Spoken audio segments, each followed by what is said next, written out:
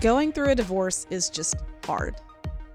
It's hard on you, it's hard on your family, and honestly, it's hard on your finances. Exactly. We've both been there before. I've got Lori Melton from First Community Bank here with me again today. This is our final episode for a little while. I'm hoping to talk her into coming back. We'll find something else to talk about.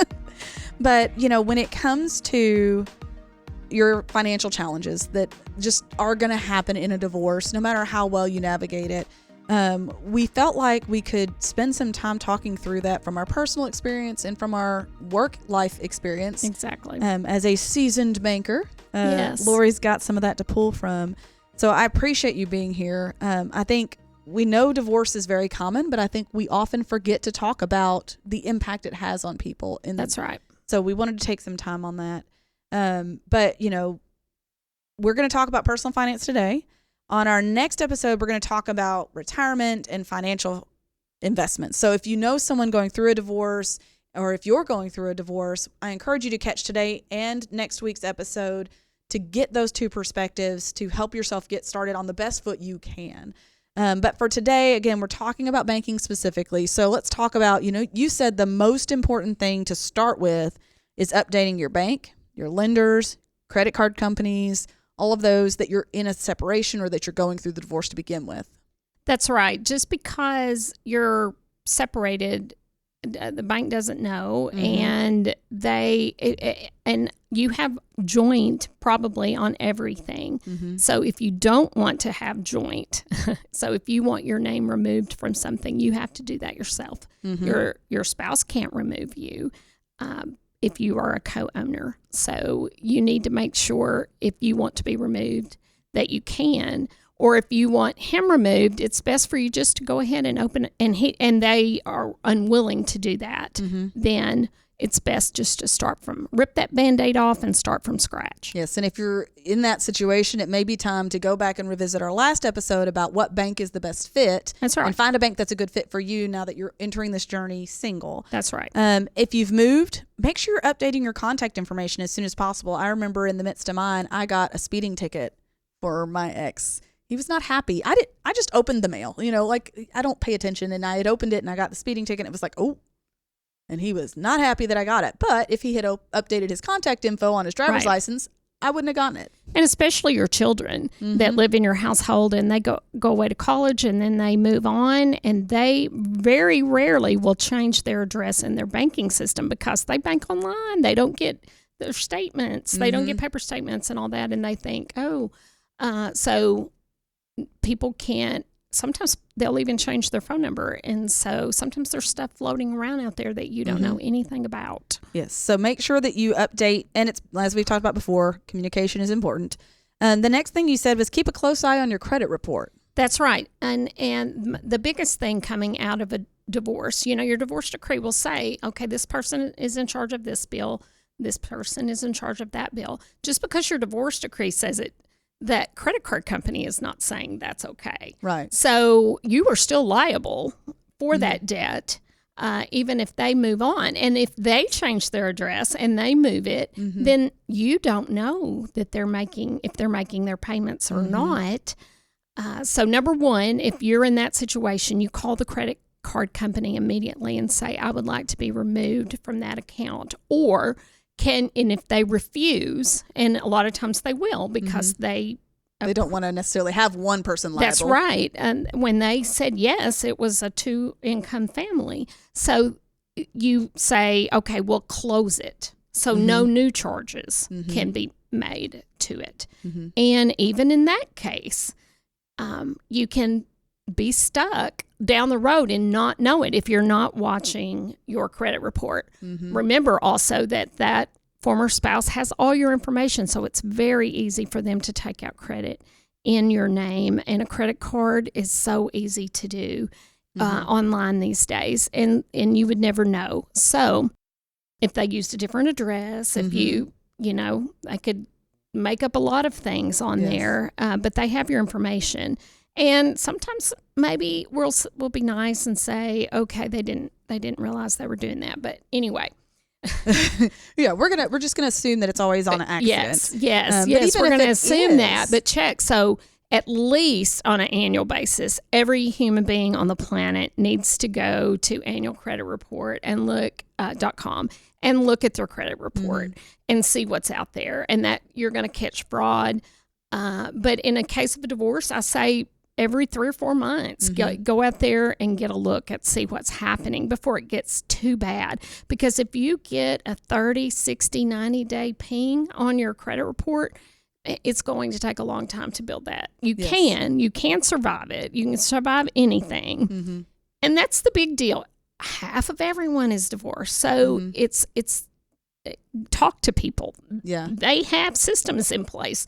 Talk to your credit card companies, talk to your bank, make sure they know, and they'll give you the advice that their particular company provides. And if you have an ex who is maybe fiscally irresponsible, it may be better to go ahead and pay off the card or the That's debt. right. And sometimes you can actually bargain with the credit card company and go, may or may not know someone who has called and gone, listen, I didn't know that they were not making this payment or that was even out there still. Okay. You know, I thought that was paid off a long time ago. And you negotiate, okay, it was a $10,000 balance. And because they've paid so much interest because they've been making minimum payments, that they'll go, okay, we'll knock 5 off. But be prepared when that happens. They're going to send you a 1099 and you're going to have to pay taxes on that amount.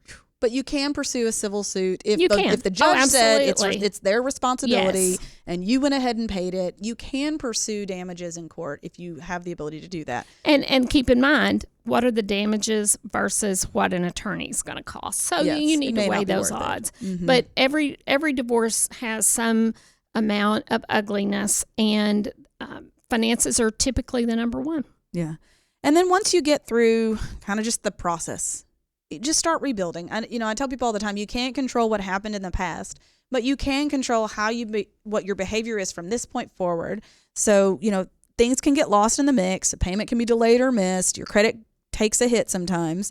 And sometimes even just the expenses of the divorce itself make it impossible for either party to really stay on top of debts that are, non-secured, especially. Usually credit cards are the last thing thought of. And in that case, you're going to have some dings. But what can people do to start rebuilding from that point? Well, it's really good to, first of all, get a grasp on how bad it really is. And is this something that can be fixed in a short period of time? Or are we talking long period of time? And both of them's okay. If it's a long period of time, you at least know. So and you're prepared.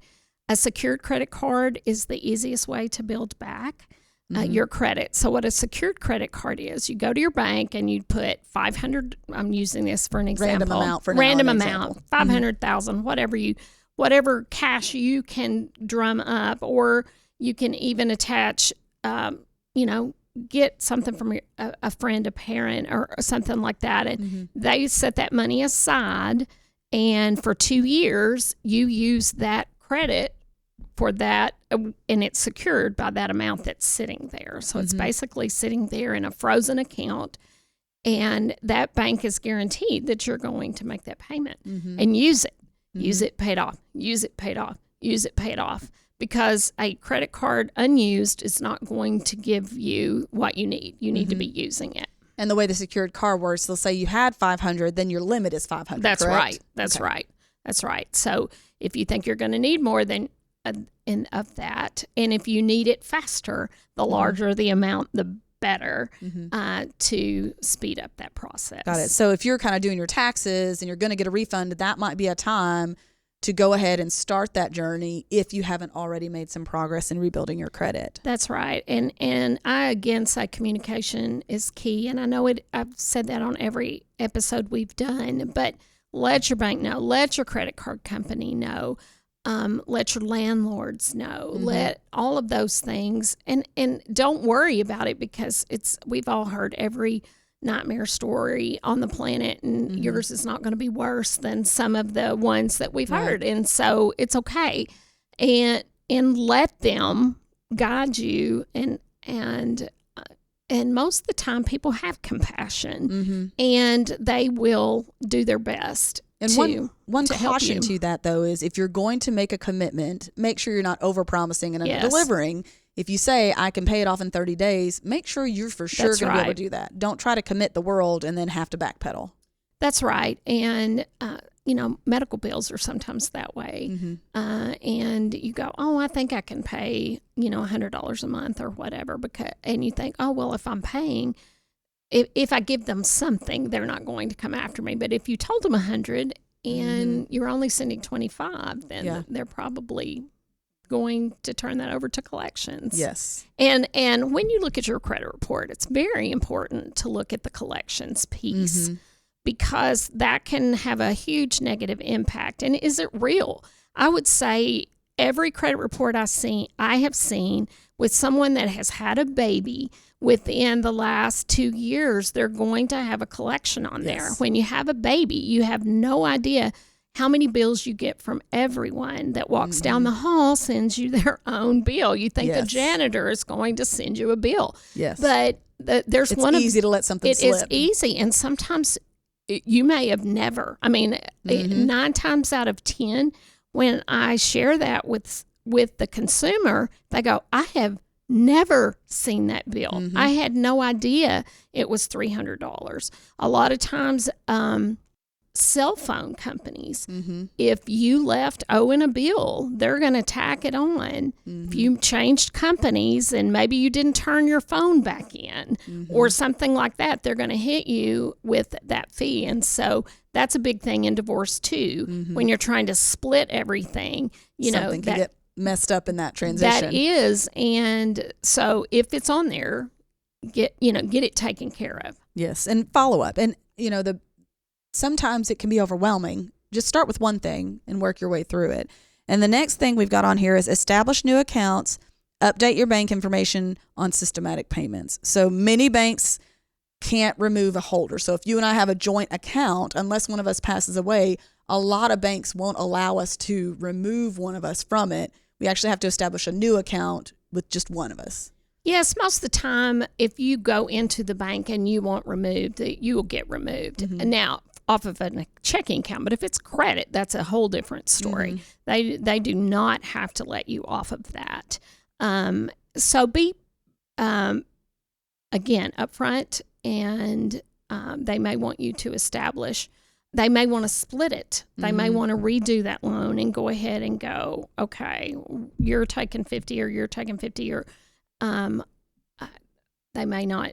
And they very well may not do that either. I mean, they don't want to go through the expense of redoing that. I know in the case of like a house, if one spouse is going to stay and the other one is moving on, sometimes the courts will require you to get your own loan to carry it by yourself. That's the bank right. doesn't always care. That's right. I saw a situation of a person who they had divorced, and it said in the divorce decree that he was to take care of the house payment. She did not get her name off of it.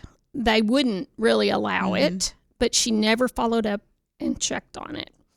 And she's like, okay, I just checked my credit and it's toast. It's toast. And she didn't know why. So I had her print it, and we looked, and he had been 24 or 30 times late on the house payment. Woo. I mean, so, it was, he was just paying it 35 days late every time or whatever. Wow. And it's like, oh my gosh, that, and then to find out that house had already been sold. So it wasn't new ones that were coming. So there was nothing that could be done. Nothing could be done. Time was the only thing that could help her. Wow. And I like to report that woman is 100% solvent and was within a couple of years, because she followed the rules that we told her to, and she did what she had to do to recover from the biggest disaster I've seen. Awesome. That's encouraging. Yes. Like 2 years isn't a long time. I know it feels really like it isn't. I mean, they had tax liens and a lot of things out there of this whole other life he was living, and it's just one of those things that everything can be fixed with a little time and energy and knowledge, and knowledge is the key here, keeping up with what is happening with your own finances. Well, I'm going to count that as your 2 cents because we're running low on time. But, divorce is hard and it can create a lot of chaos. But you can find your way out of the chaos with a little bit of coaching. And, remember that nothing is set in stone. Just like the credit score, just because you've had some bad experiences in the past doesn't mean you have to carry those into your future. You have the power to educate yourself and grow and become stronger in the long run, just like your customer did there. So thank you, Lori, so much for joining me on these 3 episodes. It's really been fun getting to hear from your expertise and your experience, and I hope to have you back again soon. Let's do it. So thank you guys for joining us. We hope this episode has given you some action items to follow if you are walking through this journey. Next week, we're going to dig even a little bit deeper on this topic of divorce and the effect on your finances related to your retirement plan, your personal finances, outside of the banking world. So I hope you guys will join us, and we'll catch you later. Thanks for listening to Talking Sense. And if you like what you hear, make sure and subscribe to the podcast to get all the newest episodes. The Gem Wealth team is available to you 24/7 at info@getreadyforthefuture.com or by calling our offices at 866-653-PLAN. That's 866-653-7526. And while we like to have fun here, we're also financial advisors, and that means disclosures. You should personally consult a financial advisor before making any investment, and no strategy can assure success. Securities offered through LPL Financial, member FINRA SIPC. Investment advice offered through Independent Advisor Alliance. Independent Advisor Alliance and Gem Wealth Financial Advisors are separate entities from LPL Financial.